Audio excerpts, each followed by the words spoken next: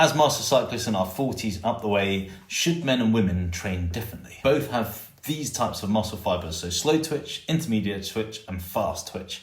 And the balance is broadly similar. Interestingly, women tend to have a higher proportion of slow twitch muscle fibers, and that's one of the reasons why women really excel in long, steady state endurance efforts and can hold those efforts for a really long time without fatiguing. Men, on the other hand, tend to have a much larger muscular pool and more muscular force compared to women, so they often have more fast twitch muscle fibers and, importantly, have that ability to activate those muscle fibers really fast. Here's why men and women's training should align as master cyclists, because as we age, we lose muscle, particularly fast twitch muscle fibers, and that means losing our ability to put out high-end strength and torque, high-end power and reactive power. This is the same for men and women.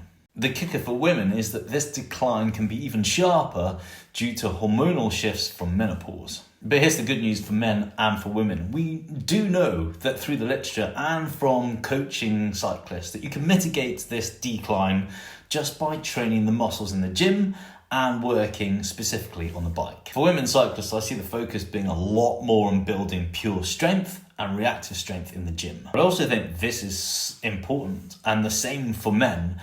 And the more that we look at health span and the research of health span, the more lean muscle mass and our ability to recruit all the different muscle fibers to the latter stages of our life, the more of a health span we will have. When it comes to training on the bike, we know that we lose lactate threshold and our threshold starts to decline. But we also know that if we train it, then we can, again, hold on to it for much longer. And it's the same adage that I keep saying on this channel. If you don't use it, you're gonna lose it. In my mind, you've got to train all your energy systems and all the different muscle fiber types so that you can shift gears when you need them. You can shift gears in your training and riding a bike and know that you have the ability to use them. As master cyclists, I think both men and women should be working on protecting their aging physiology. Yes, we need to work on high-end training and put that into a training block and revisit it.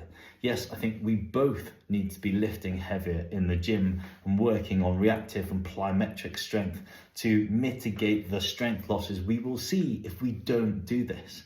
It's really important. So are there marked differences between men and women should train? And I think the answer to that question is no, not really. If you found that helpful, drop me a like and a follow. Tomorrow I'll talk about the differences between men and women when it comes to nutrition.